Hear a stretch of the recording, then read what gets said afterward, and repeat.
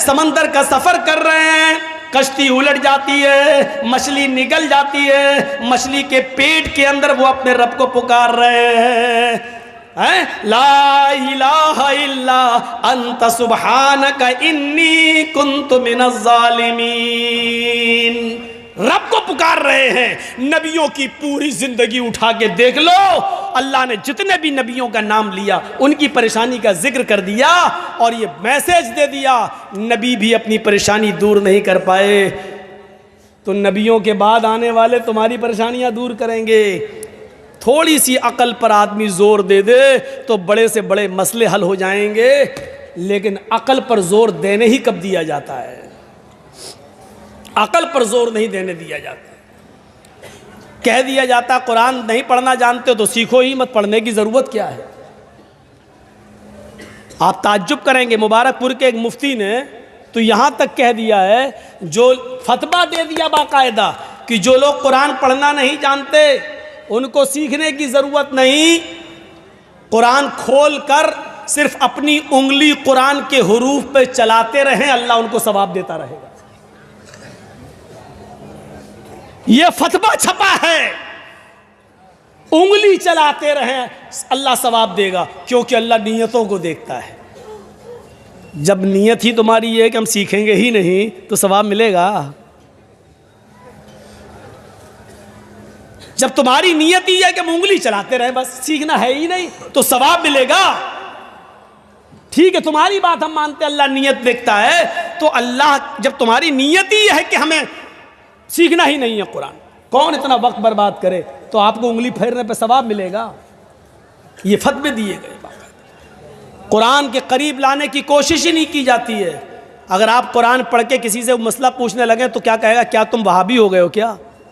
क्यों? अरे कुरान पढ़ के, कुरान की आयतें पढ़ के मसले तो वही लोग पूछते हैं, तुम कब से पूछने लगे हो ये बात?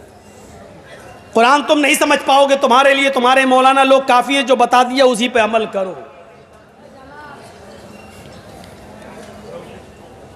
पढ़िए पूरी जिंदगी, सारे नबियों के हालात सुनने के बाद मोहम्मद रसूलुल्लाह सल्लल्लाहु अलैहि वसल्लम के हालात पर भी एक नजर डाल लीजिए।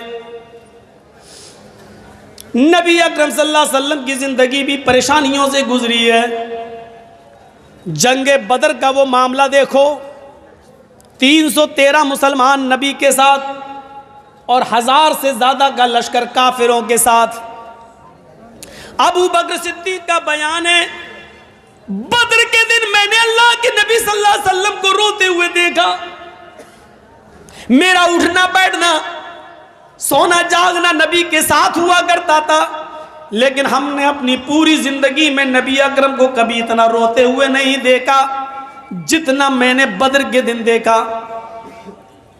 313 मुसलमानों को आप देखते और 1000 काफिरों को देखते, उनके हथियारों पे नजरें डालते, उनके तीरों, कमानों, तलवारों पे और घोड़ों पे नजर डालते, और इधर अल्लाह के नबी सल्लल्लाहु अलैहि वसल्लम अपने निहत्ते सहाबा को देखते।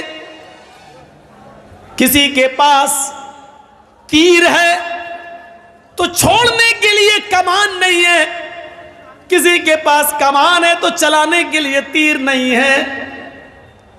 एक चीज है तलवार है तो अपने आप को बचाने के लिए ढाल नहीं है, ढाल है लेकिन चलाने के लिए तलवार नहीं है। एक चीज है और दूसरी चीज नहीं। अल्लाह के नबी सजदे में गिर जाते हैं।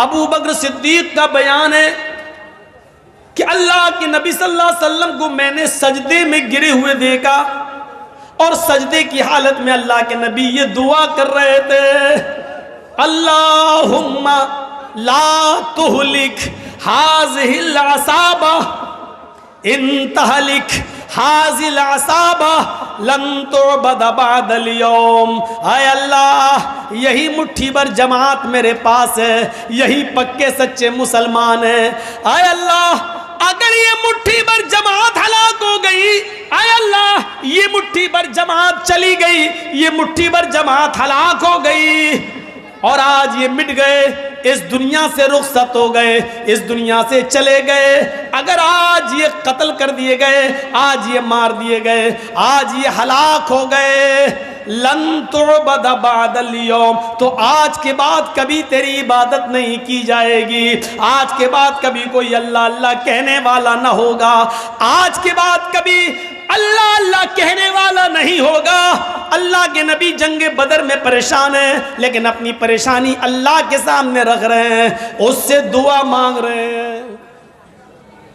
एक वफद आया हुआ है, अल्लाह के नबी उनको दावत व तबलीग कर रहे हैं। इधर ज़ैनब की बेटी या बेटा बीमार है, उन्होंने मैसेज भेजा, पैगाम दिया, आए अल्लाह के नबी आपके नवासे की तबीयत खराब है, जल्दी घर में आ जाइए। अल्लाह के नबी में खबर पहुंचा रहे हैं, मेरी बेटी ज़ैनब से कह दो कुछ लोग आए हुए हैं, मैं उनको इस्लाम की दावत दे रहा हूं, अभी नहीं आ सकता। हजरत ज़ैनब की तरफ से दोबारा खबर आती है, आपको अल्लाह का वास्ता है, जिस हाल में बैठे हैं उसी हाल में आ जाइए, एक नज़र अपने नवासी को देख लीजिए। अल्लाह के नबी इसी हाल में उठते हैं, चंद सहाबा को अपने साथ लेते हैं, पहुंच जाते हैं ज़ैनब के घर, दरवाजे को दस्तक देते हैं। अल्लाह के नबी सल्लल्लाहु अलैहि वसल्लम के लिए दरवाज़ा खोला जाता है। घर में मोहल्ले की कुछ औरतें बैठी हुई हैं, कुछ सहाबा भी हैं, हज़रत ज़ैनब की गोद में उनकी बेटी है। अल्लाह के नबी इस हाल में देख रहे हैं कि उसकी सांस उखड़ रही है, आखिरी सांसें ले रही है। हज़रत ज़ैनब अपने अब्बू की तरफ इशारा करती हैं और अपने बेटे को या बेटी को अल्लाह के नबी की गोद में देती हैं। अय अल्लाह के नबी, अय अब्बू जान, अपनी नवासी को अपनी गोद में ले लीजिए, मेरी फूल सी बच्ची को अपनी गोद में ले लीजिए और इसके ऊपर दुआ पढ़ दीजिए, दम कर दीजिए। आप अल्लाह के नबी हैं, पैगंबर हैं, आपकी दुआ, आपका दम मेरी बेटी को जरूर फायदा पहुंचाएगा। हजरत ज़ैनब अपने कपकपाते हुए हाथों से अपनी बेटी को अल्लाह के नबी के हाथ में देती हैं और उस बच्ची के नाना ने, मुहम्मदुर रसूलुल्लाह ने अपनी नवासी को अपनी गोद में लिया।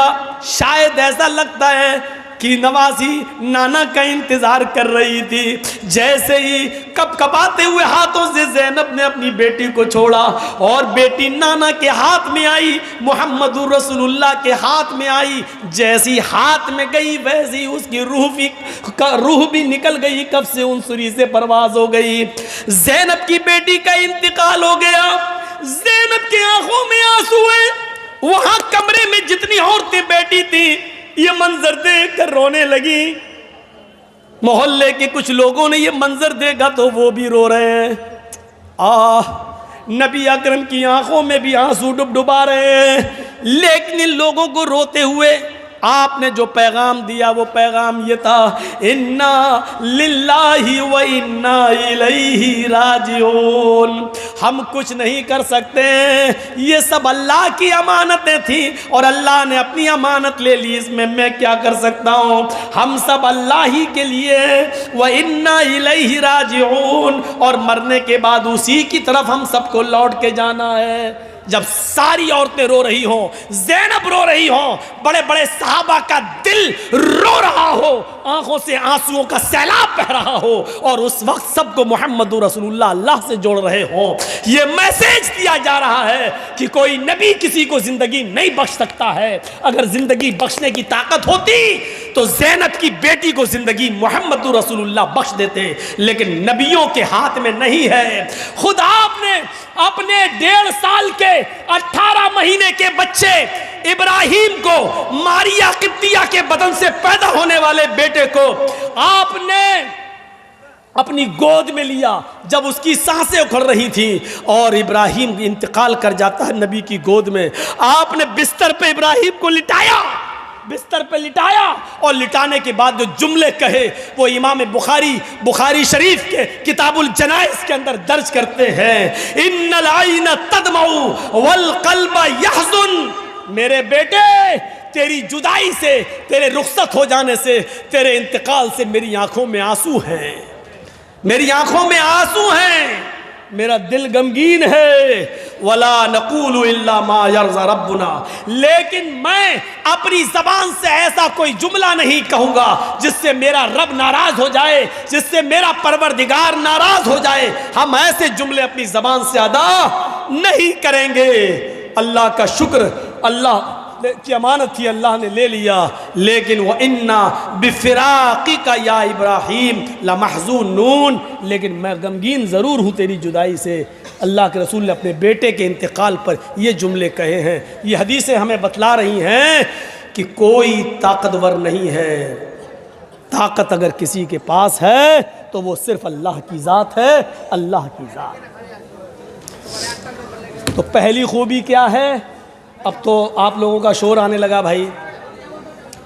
आधा घंटा तो आप लोग सही सुनते हैं, उसके बाद उठ के भागने लगते हैं। मुझे ऐसा लगता है कि सुनने से ज़्यादा आप दुआ करो अल्लाह ताला और हयात दे। हाँ, उसी पे आ रहा था मैं।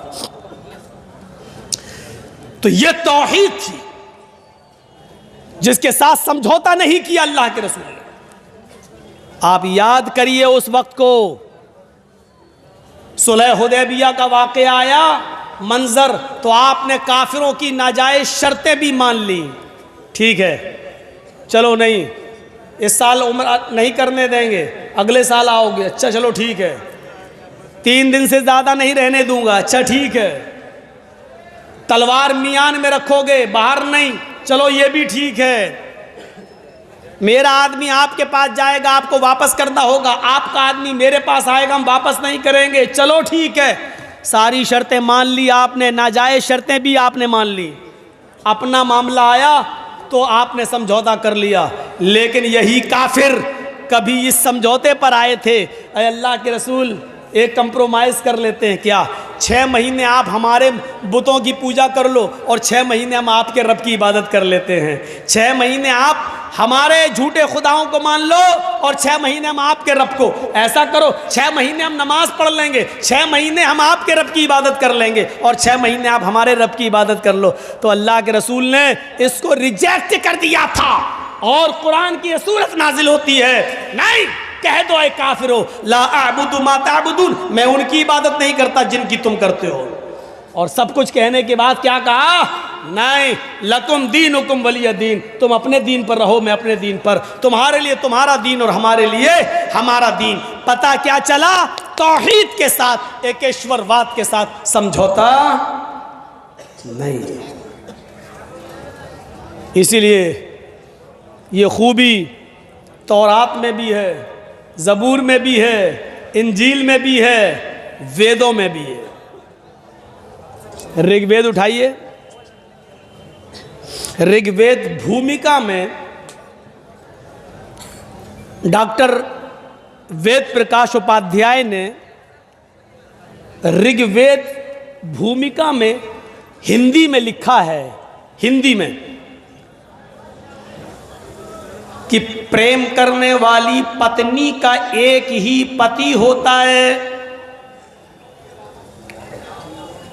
जो बहुत से मर्द रखे, बहुत से मर्द रखे वो पत्नी नहीं वैश्या कहलाती है।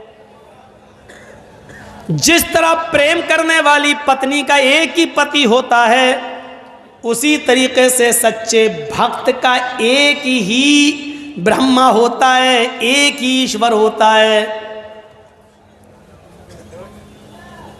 जिस तरह बहुत से मर्द रखने वाली पत्नी नहीं वैश्या कहलाती है, ऐसे ही बहुत से देवी देवताओं पर विश्वास करने वाला भी नास्तिक अधर्मी कहलाता है। ये डॉक्टर वेद प्रकाश उपाध्याय ने लिखा है। प्रेम करने वाली पत्नी का जैसे एक पति होता है। अच्छा, वो क्या कहती है? मैं तेरी ही हूं। पत्नी जो होगी वो क्या कहेगी? मैं तेरी ही हूं। और जो तवाइफ होगी, वैश्या होगी, वो ये नहीं कहेगी मैं तेरी ही हूं, वो क्या कहेगी, मैं तेरी भी हूं। ही और भी का बहुत फर्क है। इसीलिए कुरान करीम की इस आयत पर गौर करो, इय्याका नअबुदु व इय्याका नस्तईन। इसका तर्जमा क्या है? आए अल्लाह मैं तेरी ही इबादत करता हूं, व इय्याका नस्तईन, और तुझसे ही मदद मांगता हूं। लेकिन हमारे बरेलवी भाई क्या कहते हैं मालूम है? आए अल्लाह मैं तेरी भी इबादत करता हूं और तुझसे भी मदद मांगता हूं। इबादत तेरे अलावा दूसरों की भी कर लेता हूं और मदद भी तेरे अलावा दूसरों से भी मांग लेता हूं। यही तो मतलब हुआ। तो ही और भी का फर्क समझ गए हो ना? मैं समझता हूं इससे ज्यादा रगड़ने की जरूरत नहीं, मैंने बहुत रगड़ दिया है। अब शायद अकल होगी तो रात में सोते वक्त सोचेंगे कि मौलाना ने हमको क्या बना दिया है। अभी नहीं समझेंगे, सोते वक्त उनकी खोपड़ी में आ जाएगा कि ही और भी में हमने क्या बना दिया मौलाना। और हो सकता है कि लैपटॉप वाला बाबा कल भौंकने लगे, उसके कानों तक जाए तो वो है ही और भी में इतना बड़ा फर्क हमें क्या पहुंचा दिया। भोपाल में एक जलसा था, मैंने उस जलसे में सिर्फ इतना कह दिया था कि एक दर के भिखारी बन जाओ तो काहे दूर दूर हो तुम्हारी। हाँ बहुत अच्छी तकरीर, बहुत अच्छी तकरीर मौलाना साहब, हम इतना कह के चले आए और 10 दिन के बाद गालियां देने लगे हमको लोग। हमने कहा क्या हुआ, 10 दिन तक तो बड़ी तारीफ कर रहे थे, क्या हमको क्या मालूम था? आज समझ में आया कि तो हमें कुत्ता बना के गए हो। एक दर के भिखारी बन जाओ तो काहे दूर दूर हो, अपने मालिक के वफादार बन जाओ तो उसी घर में तुम्हें खाना पानी मिलता रहेगा। दरवाजे दरवाजे जाओगे तू भी खिला दे, घड्डी तू भी डालते तो कहे दूर भग, हट हट हट, तो कुत्ता जैसे भगाया जाता। तो वही मैंने कहा, एक दर के भिखारी बन जाओ अल्लाह के तो इज्जत होगी, उसी को मालिक समझो, उसी से मांगो। कभी नहीं, एक दर के भिखारी बन जाओ तो तुम्हारी कभी दूर दूर नहीं होगी। बहुत अच्छी तकरीर, बहुत अच्छी तकरीर। 10 दिन के बाद खोपड़ी में आया कि मौलाना हम ही को कुत्ता बना के गए।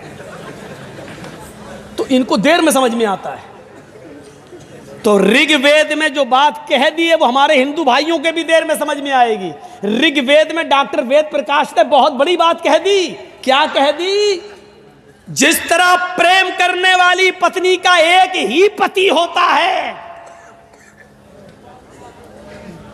बहुत से पति रखने वाली और मर्द रखने वाली पत्नी नहीं होती, वैश्या होती है। ऐसी सच्चे भक्त का एक ही ईश्वर होता है, एक ही ईश्वर पर भरोसा रखता है। बहुत से देवी और देवताओं पर बिलीव करने वाला वैश्या समान होता है, वैश्या समान। ऋग्वेद भूमिका का ये मंत्र पढ़ने के बाद मैं जब कुरान पढ़ने बैठा तो इसी से मिलती जुलती बात कुरान ने भी कह दिया, ला यनकिहु ज़ानी इल्ला ज़ानियतन औ मुशरिकतन। जिनाकार मर्द का निकाह ज़ानिया औरत से या मुशरिका औरत से होना चाहिए। जिनाकार मर्द का निकाह किसी मोमिना औरत से नहीं होना चाहिए, किसी नेक लड़की उसके निकाह में नहीं आनी चाहिए। जिनाकार मर्द को जानिया औरत, बदचलन औरत या मुशरिका औरत, शिर्क करने वाली औरत दे दो, उसके निकाह में आना चाहिए। शिर्क का और जिना का क्या ताल्लुक है? समझ में आता है। जिस तरह जानिया औरत एक मर्द पर इक्तिफा नहीं करती है, उसी तरीके से मुशरिक भी एक रब पर यकीन एतबार नहीं करता है। जैसे जानिया औरत बहुत से मर्दों से जब तक न मिलने उसको सुकून नहीं मिलता है, ऐसे ही मुशरिक जब तक बहुत से लोगों के पास न चला जाए और उनसे मदद न मांग ले, उसको भी सुकून नहीं मिलता है। तो शिर्क के अंदर और जिना के अंदर ये समानता पाई जाती है। मुशरिक एक रब पर एतबार नहीं करता है और जानिया औरत एक एक मर्द पर इक्तिफा नहीं करती है, इसलिए दोनों करीब करीब बराबर हैं। इसलिए जिनाकार मर्द को जिनाकार औरत या मुशरिका औरत मिलना चाहिए, या किसी जानिया औरत को कोई जिनाकार मर्द या मुशरिक मर्द मिलना चाहिए। मेरे भाइयों, एक समानता है, समानता। और ये मंत्र तो 50 बार सुना है, ये तौहीद की जान है। एकम ब्रह्मादित्य नास्ते ने नास्ते किंचन, जहां तौहीद पर बोला जाएगा तो ये मंत्र पढ़ा जाएगा।